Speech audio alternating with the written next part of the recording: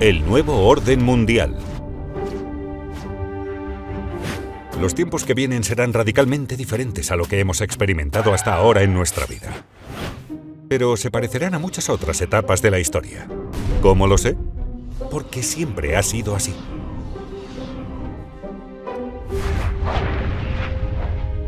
A lo largo de mis aproximadamente 50 años de inversión macroeconómica global, he aprendido por las malas que los acontecimientos más importantes que me sorprendieron lo hicieron porque nunca habían sucedido antes en mi vida.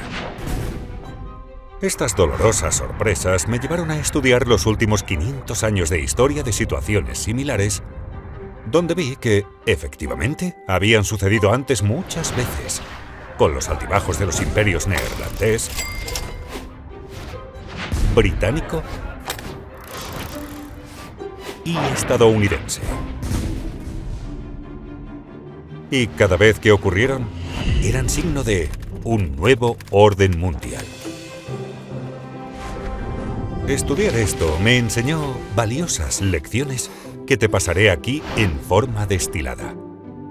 Hallarás la versión completa en mi libro Principios para enfrentarse al nuevo orden mundial. Permíteme comenzar con una historia que me trajo a este punto. Cómo aprendí a prever el futuro estudiando el pasado.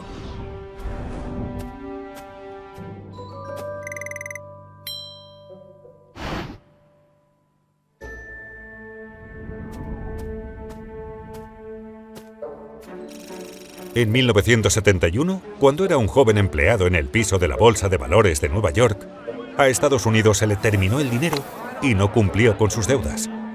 Así es, Estados Unidos se quedó sin dinero. ¿Cómo? Bien, en ese entonces el oro era el dinero utilizado en las transacciones entre países.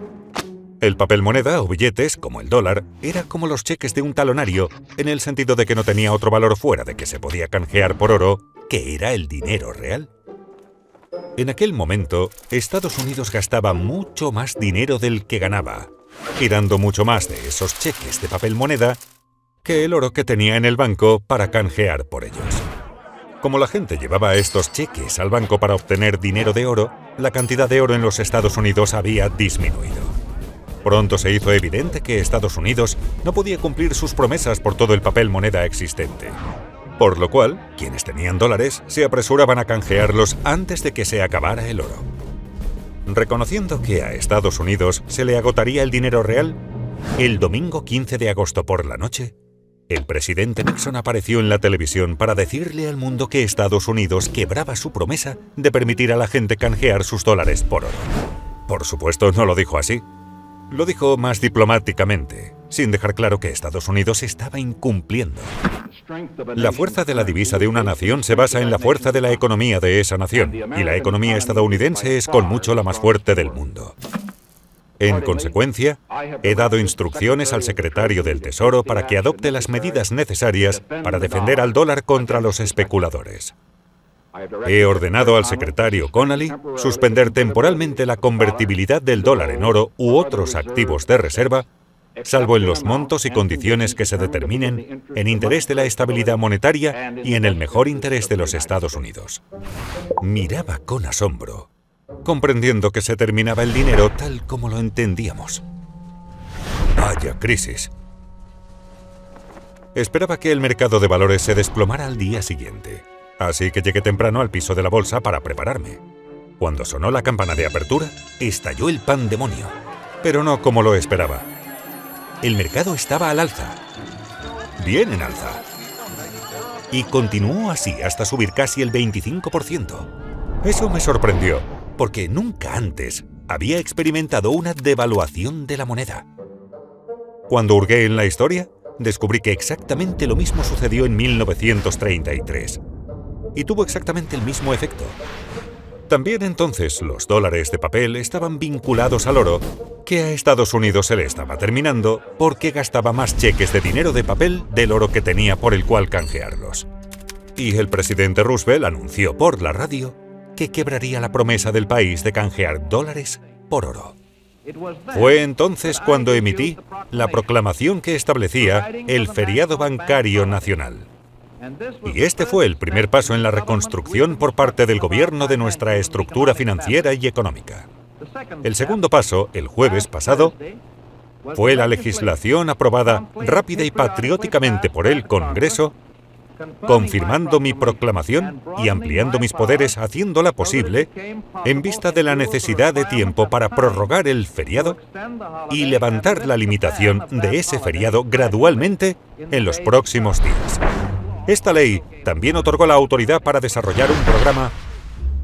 En ambos casos, romper el vínculo con el oro permitió a Estados Unidos continuar gastando más de lo que ganaba, imprimiendo simplemente más dólares de papel.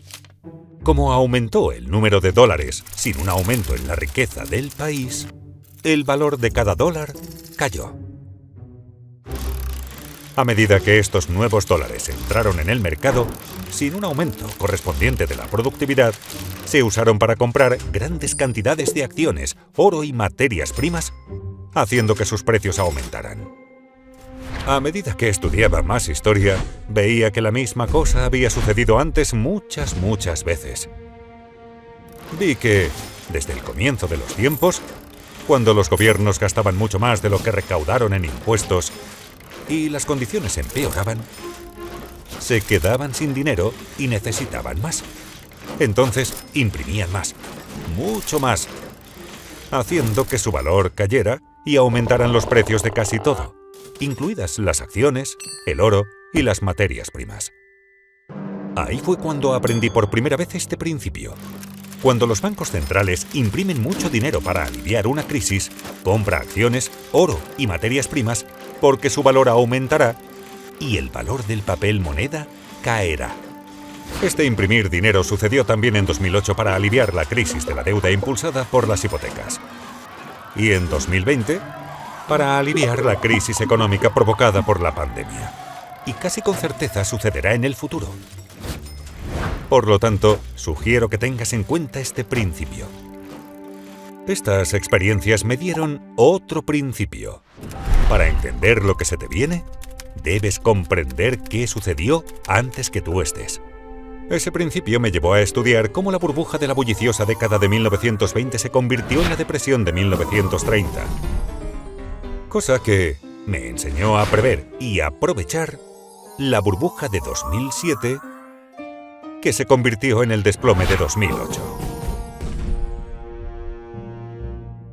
Todas estas experiencias me llevaron a desarrollar un impulso, casi instintivo, de buscar situaciones similares en el pasado para aprender cómo manejar bien el futuro. Órdenes nuevos.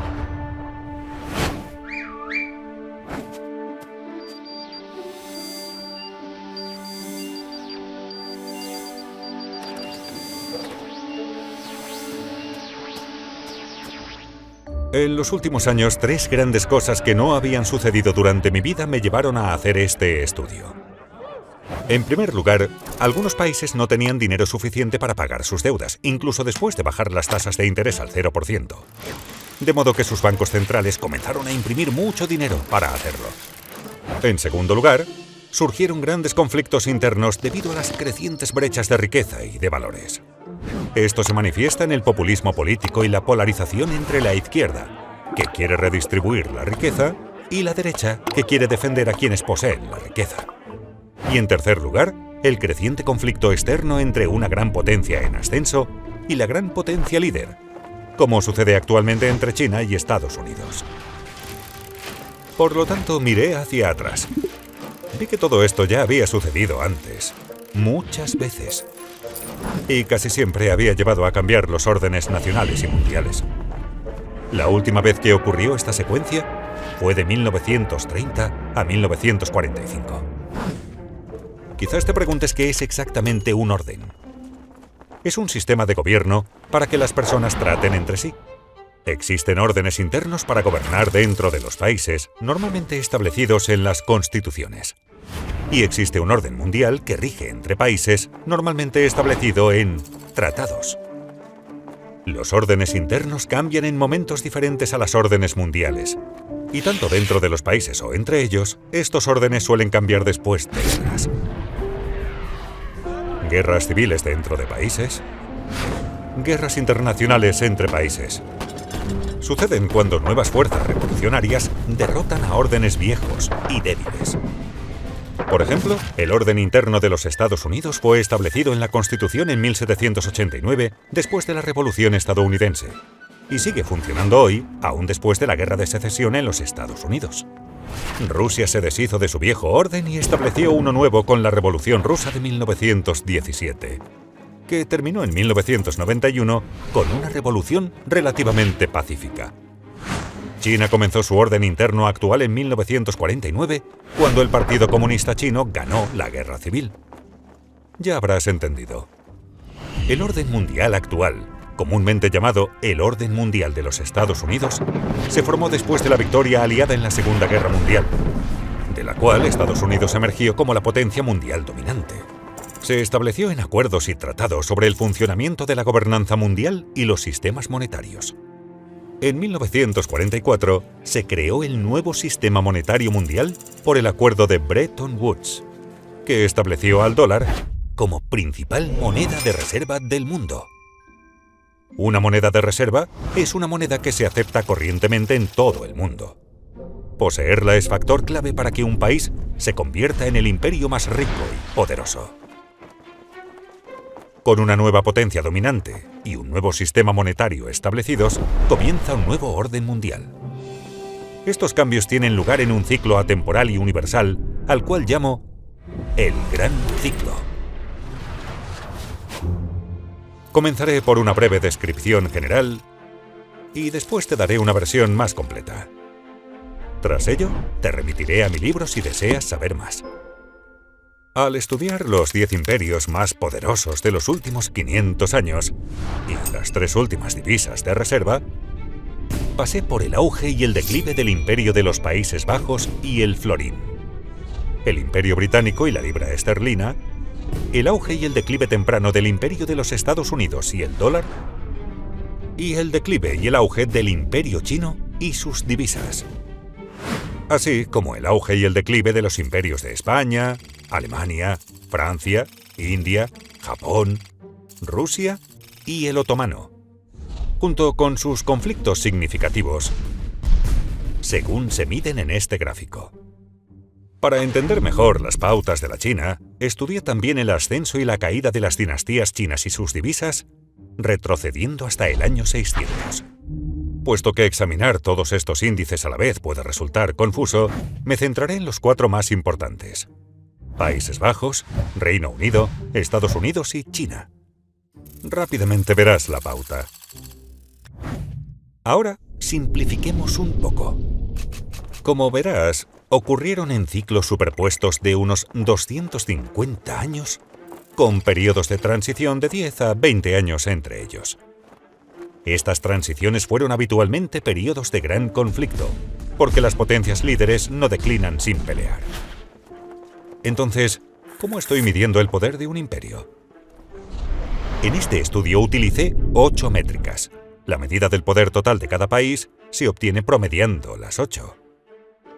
Estas son: educación, inventiva y desarrollo tecnológico, competitividad en mercados mundiales, producto económico, participación en el comercio mundial, poderío militar, el poder de su centro financiero en los mercados de capital y la fortaleza de su moneda como moneda de reserva.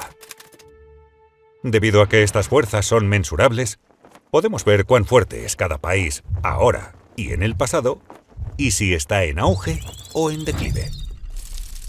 Al examinar las secuencias de muchos países, podemos ver cómo transcurre un ciclo típico. Y como las ondulaciones nos pueden confundir, podemos simplificar un poco para enfocarnos en la pauta de relaciones de causa y efecto que impulsan el auge y el declive de un imperio típico. Como puedes ver, una mejor educación suele llevar a mayor innovación y desarrollo tecnológico y, con cierto retraso, al posicionamiento de la divisa como moneda de reserva. También verás que estas fuerzas disminuyen luego en un orden similar, reforzando mutuamente sus decadencias. Veamos ahora la secuencia típica de eventos dentro de un país que produce estas subas y bajas. En resumidas cuentas, el gran ciclo normalmente comienza después de que un conflicto importante, a menudo una guerra, define a la nueva potencia líder y al nuevo orden mundial. Como nadie quiere desafiar a esta potencia, sigue generalmente un periodo de paz y prosperidad. A medida que la gente se acostumbra a esta paz y prosperidad, apuesta cada vez más a que continuará y pide prestado dinero para hacerlo, lo cual finalmente lleva a una burbuja financiera. La participación del imperio en el comercio crece, y cuando la mayoría de las transacciones se realizan en su moneda, ésta se convierte en una moneda de reserva, llevando a un endeudamiento aún mayor. Al mismo tiempo, esta mayor prosperidad distribuye la riqueza de manera desigual, de modo que la brecha de riqueza entre ricos y pobres aumenta. Finalmente, la burbuja financiera estalla, conduciendo a imprimir dinero y al aumento del conflicto interno entre ricos y pobres, que a su vez lleva a alguna forma de revolución para redistribuir la riqueza. Esto puede suceder pacíficamente o como una guerra civil. Mientras que el imperio lucha con este conflicto interno, su poder disminuye en relación a los poderes rivales externos en ascenso.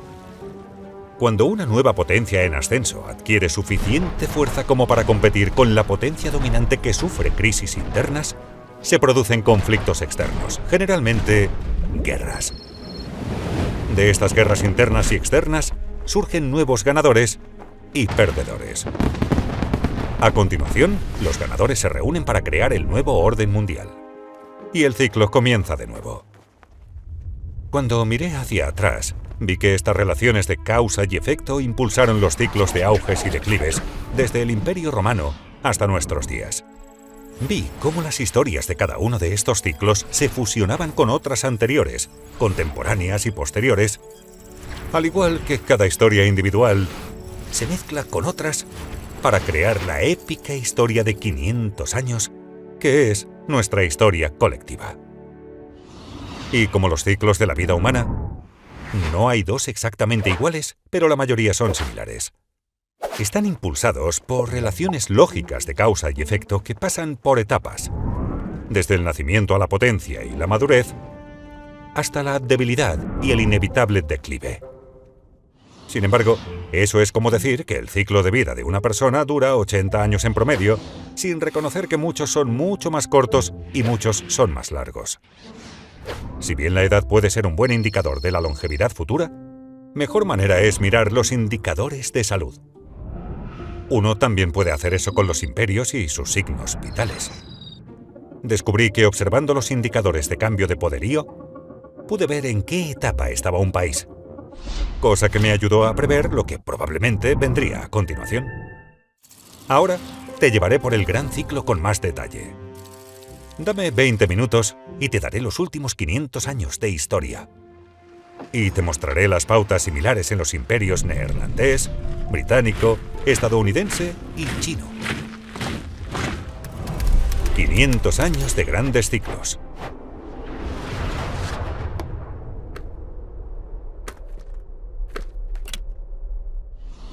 Voy a describir el ciclo típico dividiéndolo en 3 fases: auge, cima y declive. El auge. Los nuevos órdenes emergentes, tanto internos como externos, suelen ser iniciados por poderosos líderes revolucionarios que hacen 4 cosas. En primer lugar, alcanzan el poder obteniendo más apoyo que la oposición. En segundo lugar, consolidan el poder convirtiendo, debilitando o eliminando a la oposición para que no se interponga en su camino. En tercer lugar, establecen sistemas e instituciones que hacen que el país funcione bien. Y cuarto, escogen bien a sus sucesores o crean sistemas que lo hacen, porque un gran imperio requiere muchos grandes líderes a lo largo de varias generaciones. En esta etapa, poco después de ganar la lucha, hay generalmente un periodo de paz y prosperidad creciente porque el liderazgo es claramente dominante y tiene amplio apoyo, por lo cual nadie quiere combatirlo. Durante esta fase, los líderes del país deben diseñar un sistema excelente para aumentar la riqueza y el poder del país. En primer lugar, para ser grandes deben tener una educación fuerte, que no es solo enseñar conocimientos y destrezas, sino que también fortaleza de carácter, civismo y ética de trabajo. Estos se enseñan usualmente en la familia, las escuelas y las instituciones religiosas. Así se proporciona un respeto saludable por las reglas y las leyes, el orden dentro de la sociedad, la corrupción baja y los capacita para unirse para un propósito común y trabajar bien juntos. A medida que lo hacen, cada vez cambian más de producir productos básicos a innovación e invención de nuevas tecnologías. Por ejemplo, los neerlandeses avanzaron hasta derrotar al imperio de los Austrias, Habsburgo, y se tornaron magníficamente educados. Se hicieron tan inventivos que desarrollaron una cuarta parte de todas las invenciones más importantes del mundo. Las más importantes de ellas fueron los barcos, capaces de viajar por todo el mundo para recoger grandes riquezas, y el capitalismo, tal como lo conocemos hoy en día, para financiar esos viajes. Ellos, como todos los imperios líderes, mejoraron su pensamiento al abrirse al mejor pensamiento del mundo. Como resultado, el pueblo y el país se vuelven más productivos y más competitivos en los mercados mundiales, cosa que se manifiesta en su producción económica creciente y en el aumento de su participación en el comercio mundial. Puedes ver esto sucediendo ahora, ya que Estados Unidos y China son aproximadamente comparables tanto en sus productos económicos como en su participación en el comercio mundial. A medida que los países comercian más globalmente, deben proteger sus rutas comerciales y sus intereses en el extranjero contra ataques, por lo cual desarrollan un gran poderío militar. Si se ejecuta correctamente, este ciclo virtuoso conduce a un fuerte crecimiento de los ingresos, que puede utilizarse para financiar inversiones en educación, infraestructura e investigación y desarrollo. También deben desarrollar sistemas para incentivar y empoderar a quienes tienen la capacidad de generar o de tomar riqueza. En todos estos casos, los imperios más exitosos utilizaron un enfoque capitalista para desarrollar emprendedores productivos. Aún China, dirigida por el Partido Comunista Chino, utilizó una forma de este enfoque capitalista.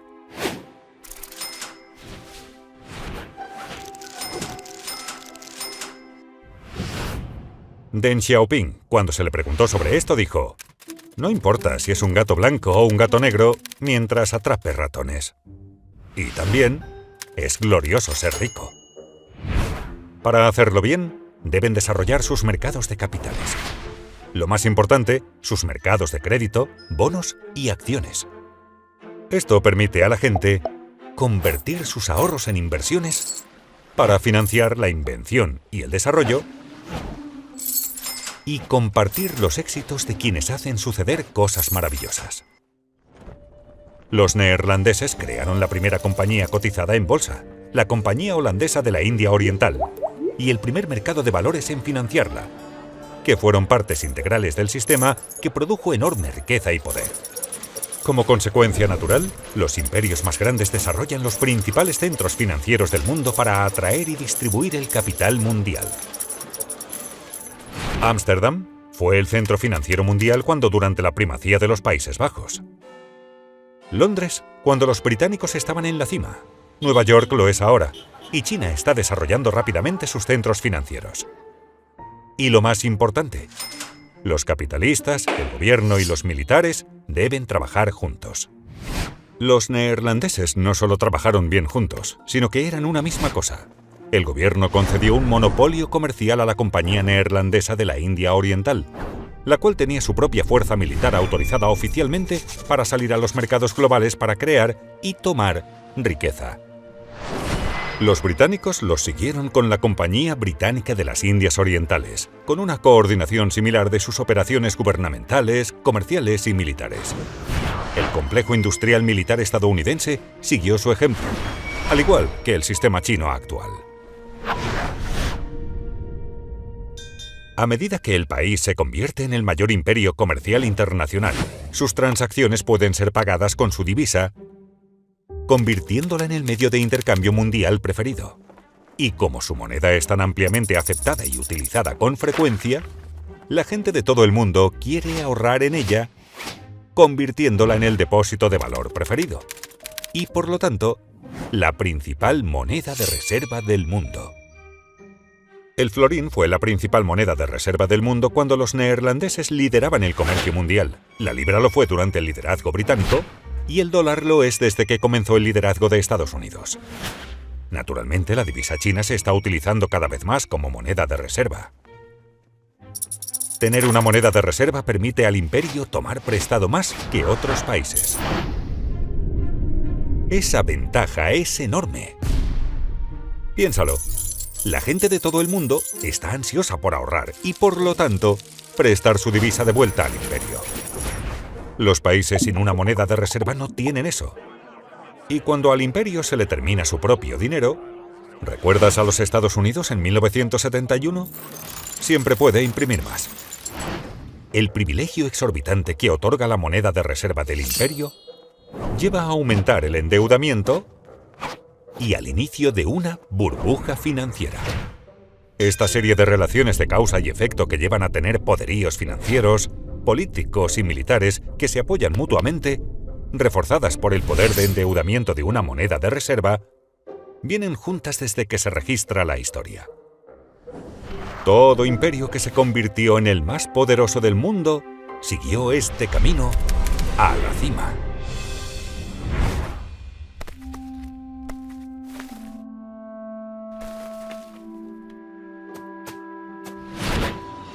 Mientras que en la fase superior se conservan la mayoría de estos poderes, los frutos de su éxito llevan en su seno las semillas de su declive.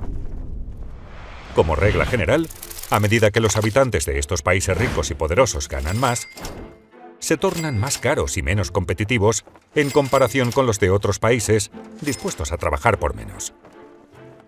Al mismo tiempo, la gente de otros países copia naturalmente los métodos y tecnologías de la potencia líder, reduciendo así aún más la competitividad de la potencia líder. Por ejemplo, los astilleros británicos tenían trabajadores menos caros que los neerlandeses. Así, contrataron a diseñadores neerlandeses para diseñar mejores barcos construidos por trabajadores británicos menos costosos, haciéndolos más competitivos, lo que llevó a los británicos a ascender y a los neerlandeses a declinar. Además, a medida que la gente enriquece, tiende a no trabajar tan duro. Disfruta de más tiempo libre, buscan las cosas mejores y menos productivas de la vida, y al llegar al extremo se tornan decadentes. Los valores cambian de generación en generación durante el ascenso a la cima, desde quienes tuvieron que luchar para lograr riqueza y poder, hasta aquellos que la heredaron. Están menos curtidos en la lucha, plenos de lujos y acostumbrados a la vida fácil, lo cual los hace más vulnerables a los desafíos. La edad dorada del imperio neerlandés.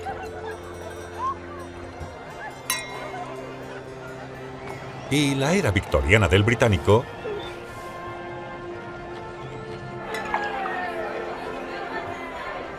fueron períodos de gran prosperidad como este. A medida que las personas se acostumbran a que les vaya bien, apuestan cada vez más a que los buenos tiempos continúen y se endeudan para hacer esa apuesta, lo que genera burbujas financieras. Naturalmente, las ganancias financieras se obtienen de manera desigual y las brechas de riqueza se ensanchan. Las brechas de riqueza se refuerzan a sí mismas, porque los ricos usan sus mayores recursos para expandir sus poderes. Por ejemplo, otorgan mayores privilegios a sus hijos, como por ejemplo el acceso a una mejor educación, e influyen en el sistema político en su beneficio. Esto genera las brechas en los valores, las políticas y en las oportunidades para el desarrollo entre los ricos, los que tienen, y los pobres, los que no tienen. Los menos acomodados sienten que el sistema es injusto, por lo que aumenta el resentimiento. Pero mientras el nivel de vida de la mayoría de las personas sigue aumentando, estas brechas y resentimientos no se traducen en conflictos. Tener la moneda de reserva del mundo conduce inevitablemente a endeudarse excesivamente y contribuye a que el país acumule grandes deudas con prestamistas extranjeros. Si bien esto aumenta el poder adquisitivo a corto plazo, a largo plazo debilita la salud financiera del país y la moneda. En otras palabras, cuando el endeudamiento y el gasto son fuertes, el imperio parece muy fuerte. Pero de hecho, sus finanzas se están debilitando.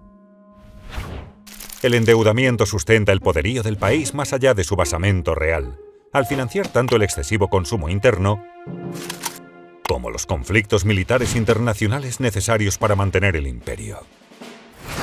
Inevitablemente, los costes de mantener y defender el imperio superan los ingresos que aportan, por lo cual, tener un imperio deja de ser rentable.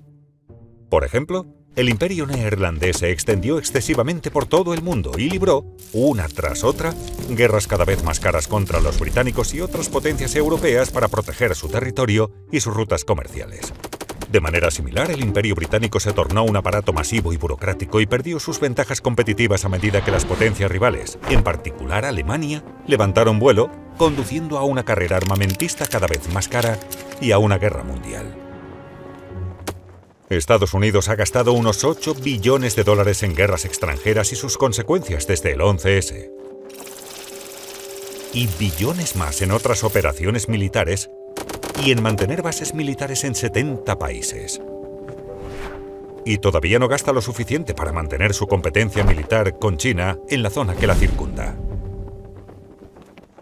En este ciclo, los países más ricos eventualmente se endeudan cada vez más al tomar prestado de países más pobres que ahorran más, una de las primeras señales de una transferencia de riqueza y poderío. Esto comenzó en Estados Unidos en la década de 1980, cuando tenía un ingreso per cápita 40 veces mayor que el de China, y comenzó a pedir prestado a los chinos que querían ahorrar en dólares, porque el dólar era la moneda de reserva del mundo. Análogamente, el Reino Unido tomó mucho dinero prestado de sus colonias, mucho más pobres, y los neerlandeses hicieron lo mismo en su cima. Si al imperio se le comienzan a agotar los nuevos prestamistas, aquellos que tienen su moneda comienzan a tratar de vender y salir en lugar de comprar, ahorrar, prestar y entrar.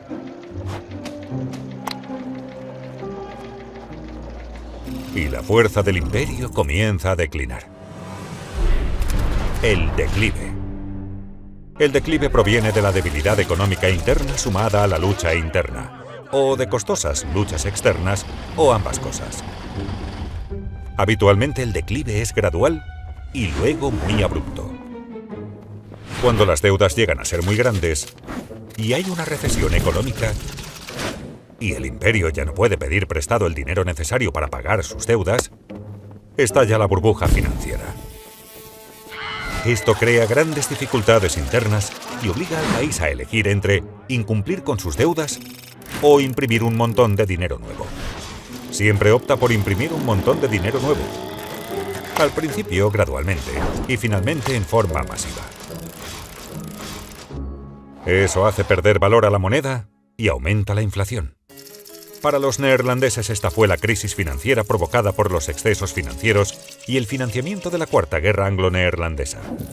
Análogamente para los británicos, fue pagar por sus excesos financieros y por sus deudas de las dos guerras mundiales.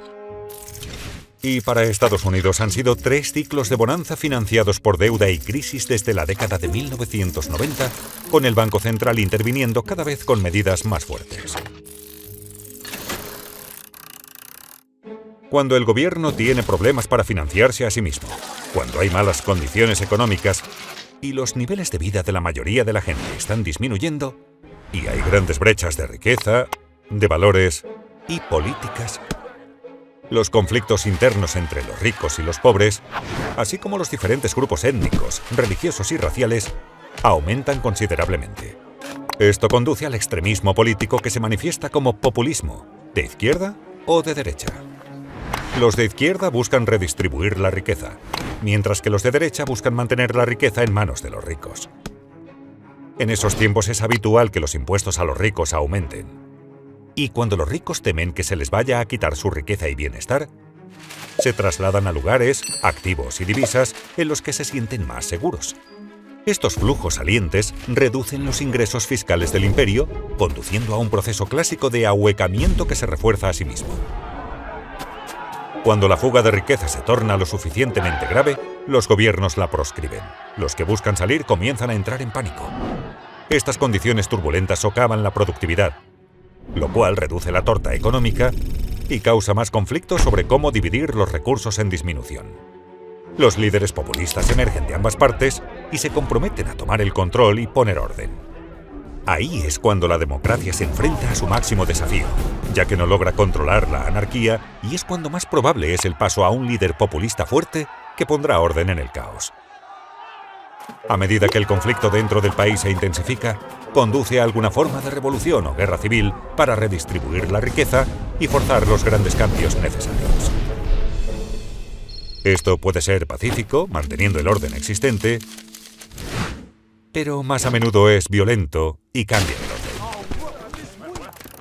Por ejemplo, la revolución de Roosevelt para redistribuir la riqueza fue relativamente pacífica y mantuvo el orden interno existente. Mientras que la Revolución Francesa, la Revolución Rusa y la Revolución China fueron mucho más violentas y condujeron a nuevos órdenes internos. Este conflicto interno debilita al imperio y lo torna vulnerable a los rivales externos en ascenso, quienes, al ver esta debilidad interna, están más inclinados a plantear un desafío. Esto aumenta el riesgo de un gran conflicto internacional, en particular si el rival ha construido una fuerza militar comparable. Defenderse a sí mismo y al propio imperio contra sus rivales exige un gran gasto militar, que tiene que ocurrir mientras las condiciones económicas internas se están deteriorando y menos puede el imperio permitírselo. Dado que no existe un sistema viable para resolver pacíficamente las controversias internacionales, estos conflictos se resuelven normalmente mediante pruebas de poder. A medida que se plantean desafíos más audaces, el imperio líder se enfrenta a la difícil elección de luchar o retirarse. Luchar y perder es el peor resultado, pero retirarse también es malo, ya que cede el progreso al rival e indica a aquellos países que están pensando por cuál bando optar que el imperio es débil. Las malas condiciones económicas traen más lucha por la riqueza y el poder, lo cual inevitablemente conduce a algún tipo de guerra. Las guerras son terriblemente costosas. Al mismo tiempo, producen los desplazamientos tectónicos que realinean los nuevos órdenes con las nuevas realidades de la riqueza y el poder en el mundo. Cuando quienes poseen la moneda de reserva y las obligaciones del imperio en declive pierden la fe y las venden, eso marca el final de su gran ciclo. De las aproximadamente 750 divisas que existieron desde 1700, ahora existen menos del 20%, y todas ellas han perdido valor. Para los neerlandeses esto sucedió después de su derrota en la Cuarta Guerra Anglo-Neerlandesa, cuando no pudieron pagar las deudas masivas que habían acumulado durante la misma. Esto llevó a que muchos corran al Banco de Ámsterdam y a una venta desesperada, forzando la impresión masiva de dinero que devaluó la moneda y al imperio hasta la irrelevancia.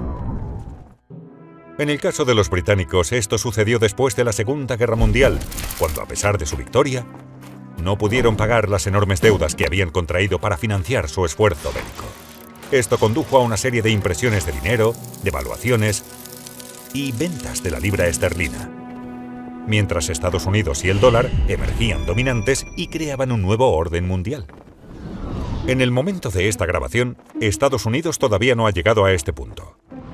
Aunque tiene una deuda masiva, gasta más de lo que gana y financia este déficit con más préstamos e imprimiendo enormes cantidades de dinero nuevo, la gran venta de dólares y de deuda en dólares aún no ha comenzado. Y aunque hay grandes conflictos internos y externos que ocurren por todas las razones clásicas, todavía no han cruzado la línea para convertirse en guerras. Eventualmente de estos conflictos, sean violentos o no, surgen nuevos ganadores, que se unen y reestructuran las deudas y los sistemas políticos de los perdedores y establecen el nuevo orden mundial. Entonces, el viejo ciclo y el imperio terminan y el nuevo comienza. Y lo hacen todo de nuevo. Son muchos los detalles que acabo de dar para pintar una imagen de cómo transcurre el típico gran ciclo. Por supuesto, no todos transcurren exactamente así, pero la mayoría lo hace, hasta el punto de que parece que las historias de ascensos y declives siguen siendo esencialmente las mismas. Y lo único que cambia es la ropa que llevan los personajes y las tecnologías que utilizan. Entonces, ¿hacia dónde nos dirigimos?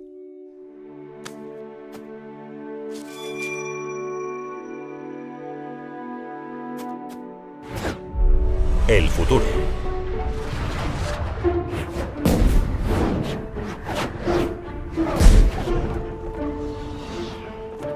La mayoría de los imperios tiene su tiempo bajo el sol e inevitablemente entran en declive. Revertir un declive es difícil porque requiere deshacer mucho de lo que ya se ha hecho, pero es posible. Observando estos indicadores, es bastante fácil ver qué fase del gran ciclo transita un imperio, en qué estado se encuentra y si su condición está mejorando o empeorando, lo que puede ayudar a estimar cuántos años le quedan. Aún así, estas estimaciones no son precisas, y el ciclo puede prolongarse si los responsables prestan atención a sus signos vitales y los mejoran. Por ejemplo, sabiendo que una persona tiene 60 años, su estado físico, si fuma o no, y algunos otros signos vitales básicos, se puede estimar su longevidad. Uno también puede hacer eso con los imperios y sus signos vitales. No será preciso, pero será ampliamente indicativo y dará una orientación clara sobre los pasos que hay que dar para aumentar la longevidad.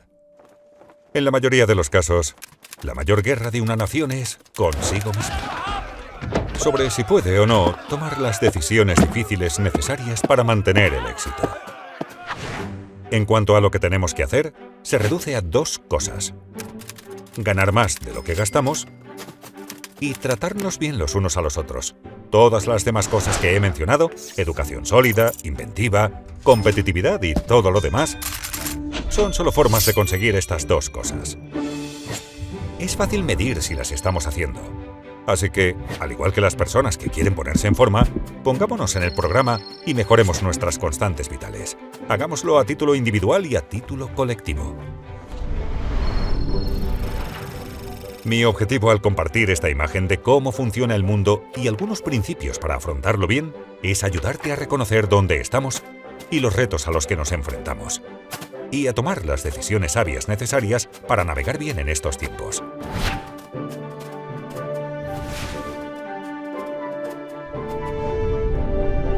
Como hay mucho más que discutir y se nos ha acabado el tiempo, pueden aprender más en mi libro Principios para enfrentarse al nuevo orden mundial. Y espero continuar esta conversación en economicprinciples.org y en las redes sociales. Muchas gracias y que la fuerza de la evolución esté contigo. El nuevo orden mundial.